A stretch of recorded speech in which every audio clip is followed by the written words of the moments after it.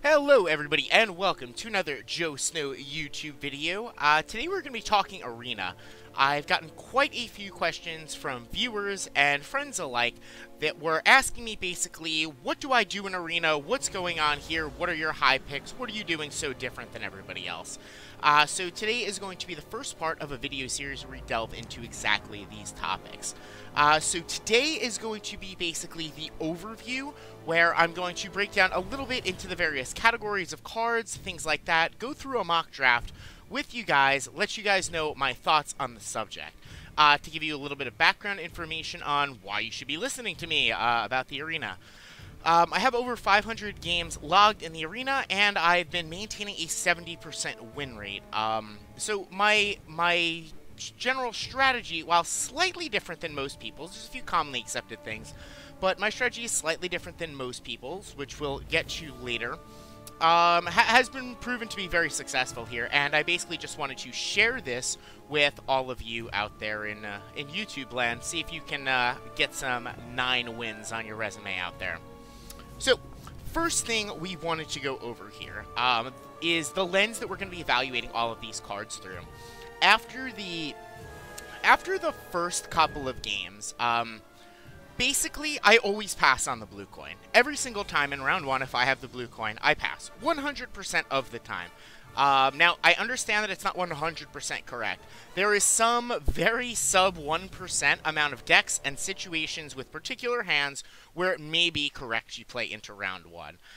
The thing is that it is such a sub 1% number that if you do it wrong once, you could do it right 1,000 times and not make up the times that you've done it wrong. It is so much better to just pass in round 1 on the blue coin. And why is that? Because if your opponent ever overcomes you, you're then fighting for your life to risk going down 2 cards or losing the round on even.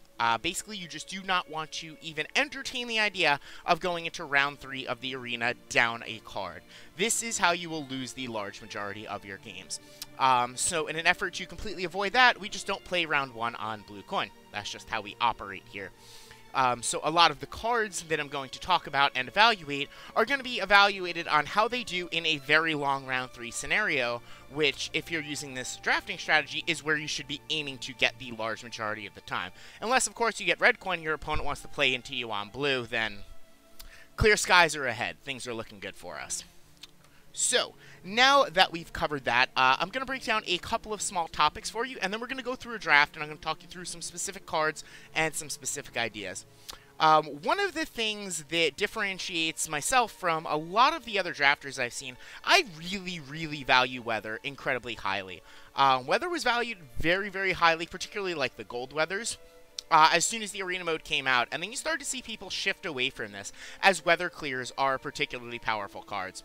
This is still true. However, the fact remains that an unanswered gold weather will straight up win you the game. And while I don't evaluate them quite as high as I used to, I'll take a Dijkstra or an Oglace or something like that over a gold weather almost every time. The fact that these cards literally just have win the game written on them if your opponent doesn't have an answer is very, very powerful. And there are ways to make them more powerful. But in particular, the cards I really, really like are things like Caranthir, Woodland Spirit, Burn of Bran. Weather attached to a body has proven to me to be insanely powerful, and it's letting me win games where my opponent's deck is significantly better than mine. And this is something you have to figure out, because in Arena, the one thing you don't have control over is the cards you get to draft, how powerful your individual deck is. In these cases, sometimes, roughly 50% of the time, your opponent's going to have a better deck than you. So you have to figure out what's going to give me an edge over my opponent's better deck in a vacuum. And that's long damage over time type of effects. So I've had a ton of success with weather, and as you guys see when we get to the draft portion, I do tend to rate it pretty highly. So single target removal. This is another absolutely key concept that I want to talk about, and why Striga is one of my favorite cards. Striga, in particular, is the shining example of this, because Striga also gets pulled by Skal being cursed. And I think Skal is one of the better cards in the Arena. That being said, you can easily lose a game to something like Imlerith Sabbath. You need answers to this card. In general, what happens when Imlerith Sabbath comes down is, if you don't answer it that turn, they buff it, you lose the game. GG. Though large majority of the time, that's sort of how it works. And there's a lot of cards that sort of do this to a much lesser extent. A lot of the engine pieces, the Redanian Knight Alex, the Larry the Arcaspore, the Lazy Larry, the Reinforced Trebuchet, all of these type of value over time engines, Kedwani Siegemaster, things like that. They just need to be answered. You don't see a ton of them at the higher level games, but you do see stuff like Imlerith's Sabbath all the time. And Triss Butterfly, another great example, something you have to kill, otherwise it's going to generate your opponent a ton of value. So I very, very highly prioritize these cards that are able to take out single high priority targets on the opponent's side of the board. As in these long round scenarios we keep getting ourselves into, anything that's going to continually generate value for my opponent is of utmost importance. So your deck needs a few answers to this. Similarly, you want answers to weather. We'll get into that a little bit when we get to bronzes, who have their own category. But Weather Clear is great, and the Silver Mages, particularly Ida and Deathmold, which are sort of miles above the others, in my opinion, are just some of the best cards you can potentially have. Ida and Deathmold, I believe, are a step above because they have the flexibility of single target removal with Alzur's Thunder and or Weather Clear, and hey, they could just drop a Weather on a body if need be. They are incredibly flexible, incredibly powerful cards, but most of you guys already knew that. Just wanted to reiterate that a little bit. So the next category of cards I have here is the absolute round 3 Donkey Womp beatings. These are cards like Ulfadin. These are cards like Vandergrift. Anything that does, damage to an entire board. Sihil sort of falls into this category. These are your bombshell cards you want to be playing as your last or next to last card in a super long round 3 scenario, which we're, once again, this is sort of the theme of it, getting into these situations a lot. So cards that are good in these situations are going to score really high on my rankings here. These are cards that when played last or second to last, maybe have something like a Shupe or whatever, are going to be generating high 20s to low 30s of value on average. They are insanely high value cards when your opponent's got 15, 16, 17 units on the board. So these cards are very powerful, yet what I will say about them is they're not without risk. If your opponent plays in a strange manner or doesn't have a very good long round 3 deck and takes some weird line early in round 1 or round 2, if you ever wind up in a short round 3, these cards can be not quite dead, but not reaching nearly their full potential. So as high as the ceiling of power level on these cards are, you do have to take that with the caveat of they're not always quite that good. So this is a type of card that I rate pretty highly, but they're not like the must-pick slam bombs like Burn a Brand and things like that. Bronzes. Bronzes are the most interesting card type, I think. In general, you want to mulligan these things away. You want golds and silvers because of their intrinsically higher power level. That being said, I see a lot of people taking, and sometimes you just have to because of the choices, but a lot of people just taking bronzes that do nothing. The large majority of bronzes do nothing. They're just underrate cards compared to the rest of the cards that you will see in the arena. So what are we looking for on our bronzes? Well, there's a few different things. War Dancer is just far and away the best one. War Dancer is a card that I think is better than more than 50% of the golds in arena mode. War Dancer is completely insane. You're super psyched to have one in your deck.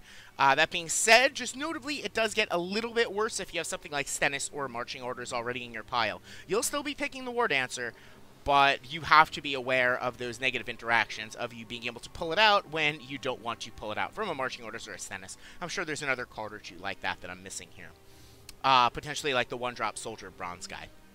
So what are we looking for in our bronzes? We are looking for effects that actually interact with the game, because all the bronzes are going to be below rate on terms of raw power level. So we want stuff that affects the board. Something like Whale Harpooner, I value very highly. Why? A, because I love weather, and B, like, the ceiling on it is pretty high, right? You can get 14, 15 points out of it. This is a very playable card in the arena.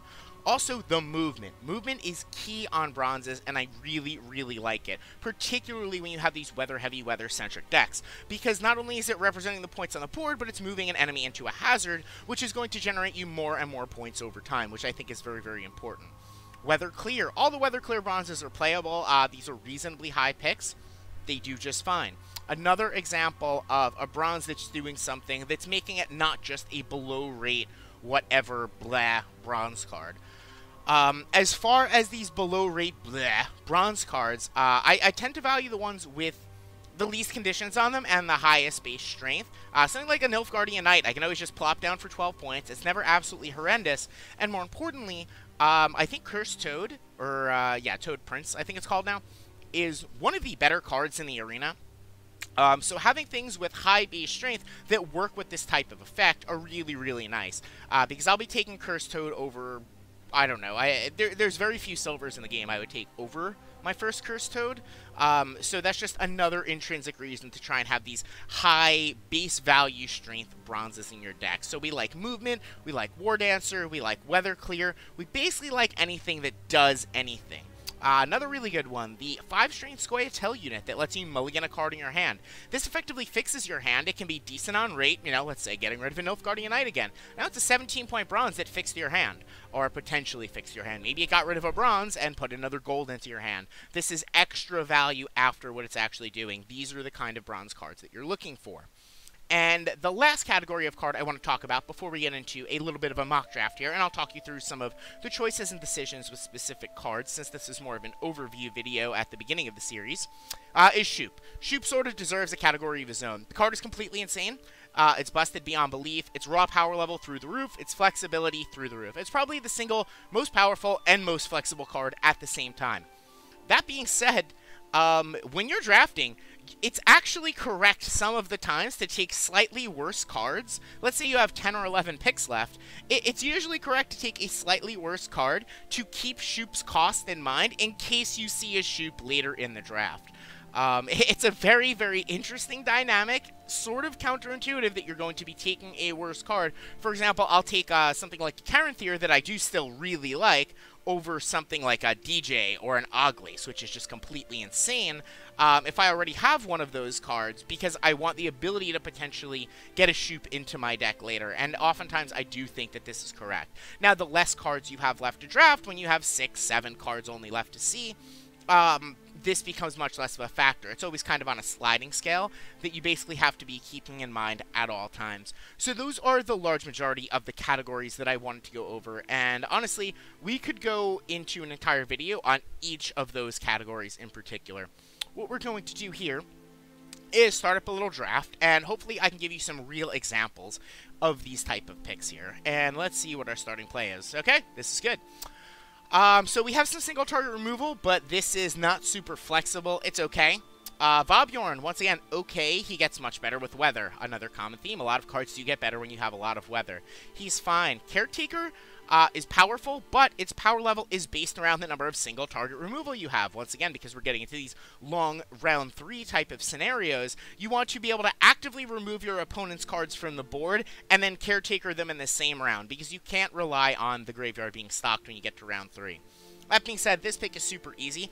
Oglace is either the best or one of like the 3. It's one of the 3 best non-Shupe cards in Arena. It's just insane value. You're stapling 8 strength body onto a very powerful spell. You can usually snag a runestone from your opponent. Worst case scenario, if not, you get something way better. So we're going to go ahead and take the Oglace here. So this is a pile of all bad cards here. I really don't like cards like Elven Mercenary because that wants me to have a lot of bronzes in my deck, which I optimally don't want to end up with. The Spear is just very mediocre. The upside on this is if you have a Burza, whatever that card's, a Pavko, whatever the card's actually called, you can pull it. So these tutorable bronzes are significantly better than the regular nonsense bronzes. This guy, he just buffs elves. He doesn't do anything. This is actually fine here. This is it's not good. It's below your average borderline, and it's not a card you'd want in your deck, but I think it's the best of the cards here, mostly because there's a lot of Cursed Toad type of effects going on in Arena, and the reset can actually provide you real value. If you get to slam your bronze for 16, 17 value, you're doing okay. So I think that's the pick here. So this is interesting. Priscilla's a very high power card. It's just like straight up an 18. As I said before, I do like Caretaker a decent amount. Triss, I'm not a huge fan of, but you have to be willing to remove it. Being said, we're going to go with the single target removal here. Cards like Madman are great. This will kill pretty much any single target you need, be it an Okfist, be it Nimlur's Sabbath, whatever needs killing. You can basically bet on your deck to have a couple of high-strength bronzes, as we talked about earlier. You'll start to see some of those principles come back into play here, those 11s and 12s. You know, turn him into a 17, 15, 16, 17, but it's also so much more than that because you're preventing your opponent from getting that future value. Alright, so this pile is actually pretty bad. Unplayable, I mean, borderline unplayable. I've never put it in my deck. I've seen it before. It's not the worst card ever, but try not to play it. So we have, like, the dragon here. He's single target removal, sort of, but he can really only remove 6 strength units, which is not nearly as good as 7 or anywhere in the ballpark as good as 8. 8 is really the number you're looking to be at.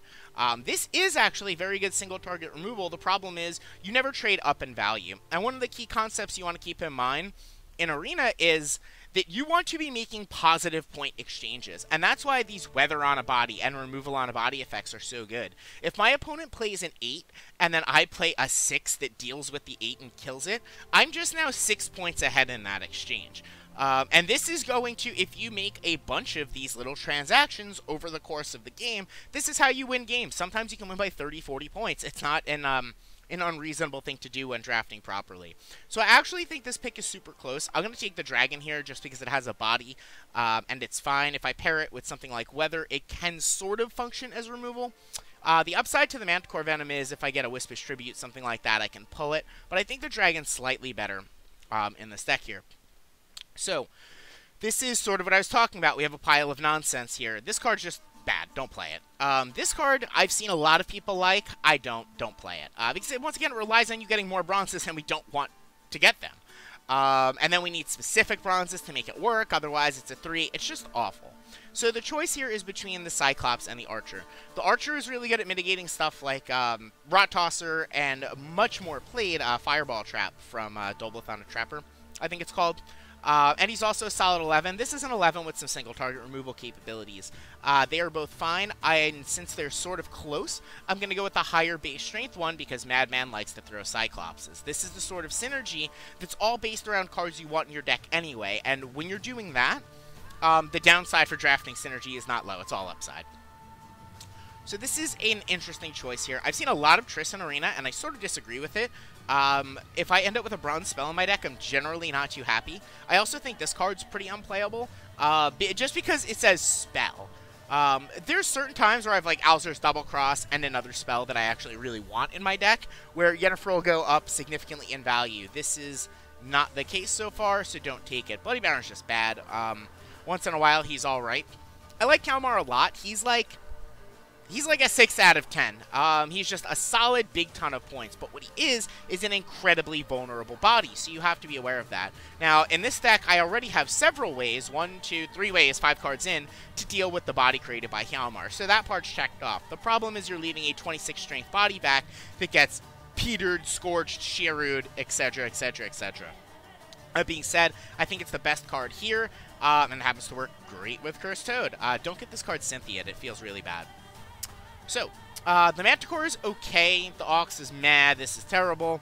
I like to have one of these carryover type of cards in my deck, and this is because due to the pass, you know, if I dry pass round 1, my opponent dry passes me back round 2, I slam something like a Yarpen. I actually think Yarpen is the best one.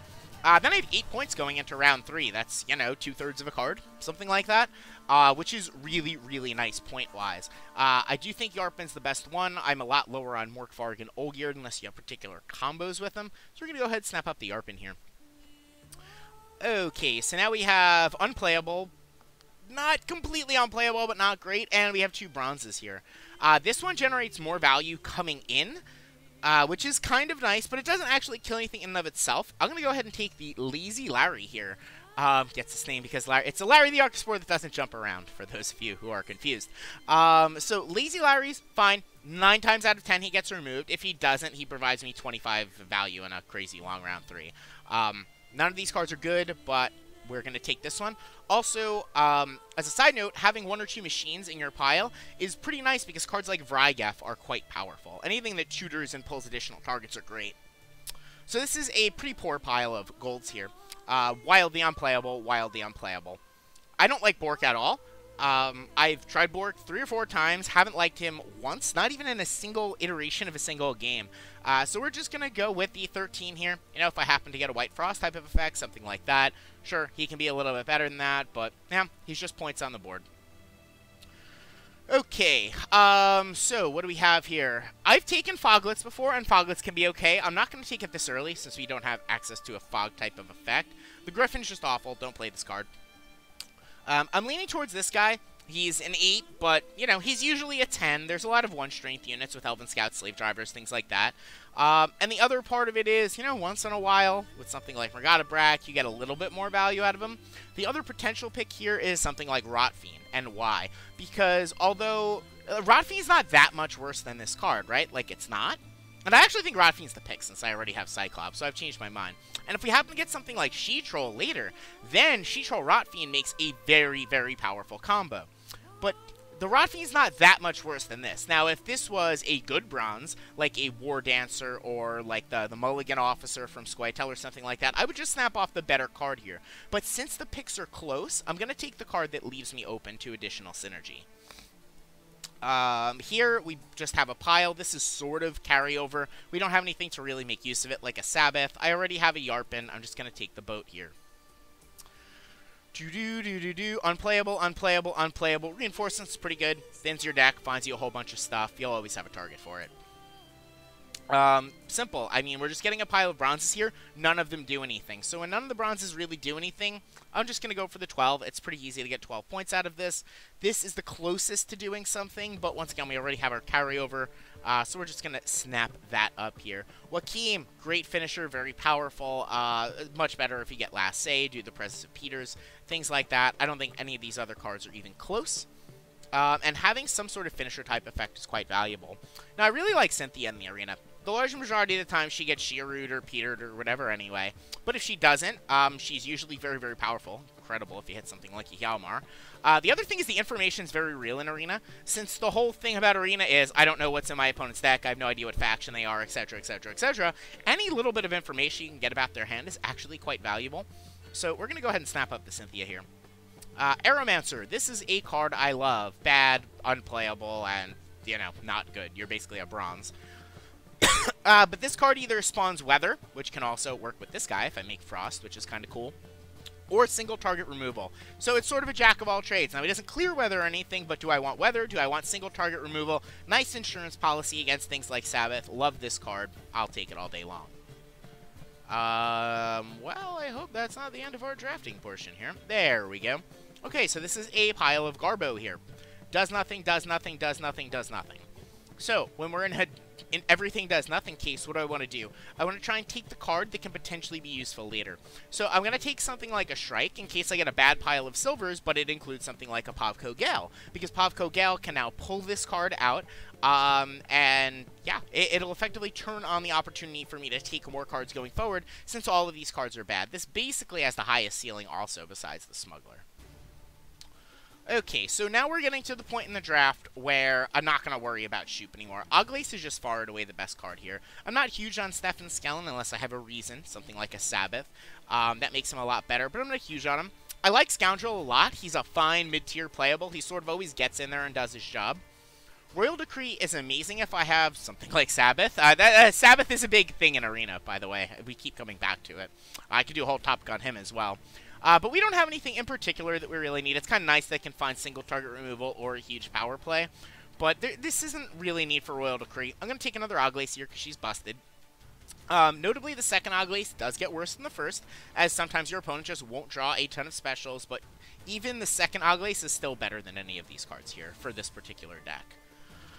Okay, so unplayable. I've not been impressed with this card. It seems the opponent always has some sort of way to deal with it. This is wildly unplayable, and I actually like White Frost. It's, you know, pretty close to a Gold Weather in most situations. Not a lot of people play top row, bottom row to play around White Frost type of effect. We have this, which adds a very, very small percentage of value to this pick, but I'd be taking this regardless. Okay, I have to take the Larry, right? It's a Larry! But that being said, I also think it's the pick here. We have no sources of fog in our entire deck except for the Aeromancer, which we may or may not want to pigeonhole ourselves into using here. I'm going to go ahead, take the Larry. It's another long-term value. It's a bronze that's basically okay to lead off a long round 3 with, which is more than you can say about the large majority of bronzes. So we have a pile of bad cards and a recon. I don't like putting bronze spells in my deck if I can avoid it, due to my opponent's... a lot of people really value Triss highly. That being said, I don't want to give my opponent points off of Emissary. This card's awful. This card's awful. We'll be taking the recon here. This guy's just fine. If I happen to roll a Restore or something off of Runestone later, he's obviously a great target. He's 12 points, 2 bodies. There's not a lot to not like here, so we're just going to go ahead and snap that guy up. Grimace. This is our first Silver Mage. Grimace is really good at dealing with the Whale Token from Blue Boy, things like that, that we had briefly mentioned earlier. This guy's like okay. Ox is unplayable. I don't like Tori. It's very easily the Silver Mage here. This is not one of the better Silver Mages. He's probably third behind Deathmold and Ida, but we're going to snap him up right here. So I like Runestones in general. The Nilfgaard one in particular is usually pretty good. We do have a target for the Restore, but I'm not going to go that route. We kind of want to check how good our Decoy is in our deck, and it's not particularly great. Like, if you have 3 Silver Mages or something like Decoy goes way up in value. These are the type of synergies, once again, you should be looking for. A common theme. Cards that are good with cards you already have. Like, you don't want to take bad cards to try and make other bad cards good when they're combined. But if you can take a good card that's, like, decent already anyway, you know, or something awesome like the Mage, and if you get multiple of them, something like Decoy just goes way up in value. These are the synergies you want to keep in mind. That being said, I'm going to snap off the Runestone here. I think it's fine. Bad. This card sees a ton of play, and I don't really know why. I am not a fan of Shylard. Every time someone plays it against me, sometimes it's slightly annoying, but usually I'm like, sweet, they played 9 points.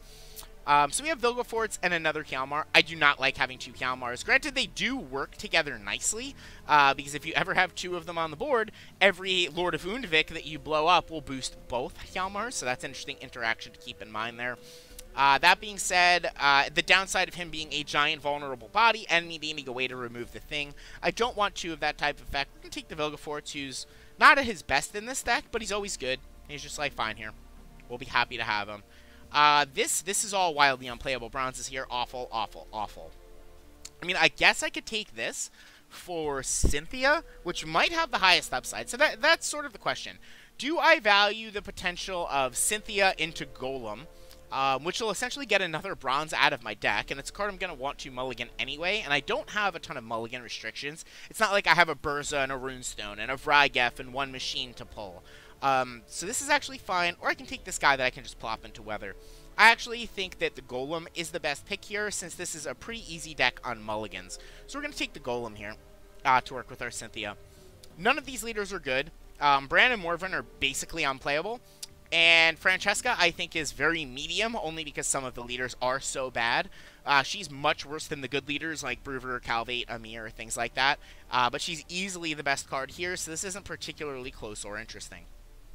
So that is my thoughts on some of the cards, and just since this is a general overview here, what I'm actually going to do is move my face. And one thing you should always do before you go into the arena, before you play your first game, take a look at your deck. I know this should be obvious, but take a look at your deck and keep in mind these synergies.